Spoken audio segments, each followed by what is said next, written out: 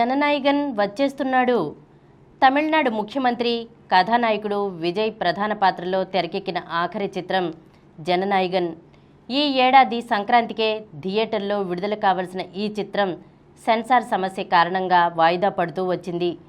ఎట్టకేలకు ఈ సినిమాని ఈ నెల 23న ప్రేక్షకుల ముందుకు తీసుకురానున్నట్లు అధికారికంగా ప్రకటించింది చిత్ర బృందం. ఈ మేరకు ఇన్స్టాలో ఓ పోస్టర్ని ఆవిష్కరించింది. వినోద్ దర్శకత్వం వహించిన ఈ చిత్రాన్ని కేవీఎన్ ప్రొడక్షన్స్ పతాకంపై వెంకట్ కె నారాయణ నిర్మించారు. పూజా హెగ్డే కథానాయిక.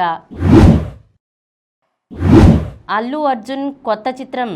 చాలా రోజులుగా అల్లు అర్జున్, బసిల్ జోసెఫ్ కలయికలో సినిమా ప్రచారంలో ఉంది. ఈ ఇద్దరూ కలిసి సినిమా చేస్తున్నారనే సంగతి పుష్ప 2 విడుదలైన దగ్గర నుంచి వినిపిస్తోంది. మధ్యలో ఒక దఫా కథా చర్చలు కూడా జరిగాయి.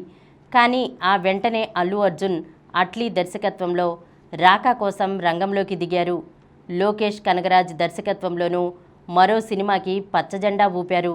దాంతో మలయాళ దర్శకుడు బసిల్ జోసెఫ్తో అల్లు అర్జున్ సినిమా ఉంటుందో లేదో అనే అనుమానాలు వ్యక్తమయ్యాయి. అయితే ఇప్పుడు మళ్ళీ ఆ కలయికపై చర్చ ఊపందుకుంది. అందుకు కారణం దర్శకుడు బసిల్ జోసెఫ్ ఇన్స్టాలో పంచుకున్న ఓ పోస్ట్. అది చూసినప్పటి నుంచి ఈ కలయికలో సినిమా ఖరారైనట్లే అని, త్వరలోనే అందుకు సంబంధించి అధికారిక ప్రకటన వెలువడే అవకాశాలు ఉన్నాయని పరిశ్రమ వర్గాలు అంచనా వేస్తున్నాయి. ఐకాన్ అని రాసి ఉన్న టోపీతో పాటు అల్లు అర్జున్ సినిమాలోని రింగా రింగా పాటని ఆ పోస్ట్లో పంచుకున్నారు.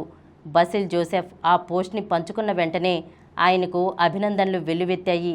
అల్లు అర్జున్ ఐకాన్ స్టార్గా ప్రాచుర్యం పొందిన సంగతి తెలిసిందే. ఆయనతో సినిమా ఖరారు కావడంతోనే దర్శకుడు బసిల్ జోసెఫ్ ఈ పోస్ట్ని పంచుకున్నారనేది పరిశ్రమ వర్గాల నమ్మకం. బసిల్ నటుడిగా రాణించడంతో పాటు మలయాళంలో విజయవంతమైన చిత్రాలకు దర్శకత్వం వహించి ప్రతిభని చాటారు. దాంతో అల్లు అర్జున్, బసిల్ కలయికలో సినిమాపై భారీ అంచనాలు నెలకొన్నాయి. ఈ కార్యక్రమం మీకు ఎంతో నచ్చింది కదా.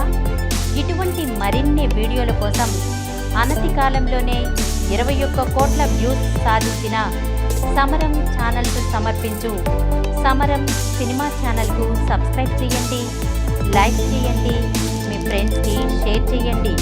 అలాగే ప్రక్కనున్న గంట సింబల్ని ప్రెస్ చేయడం మర్చిపోకండి.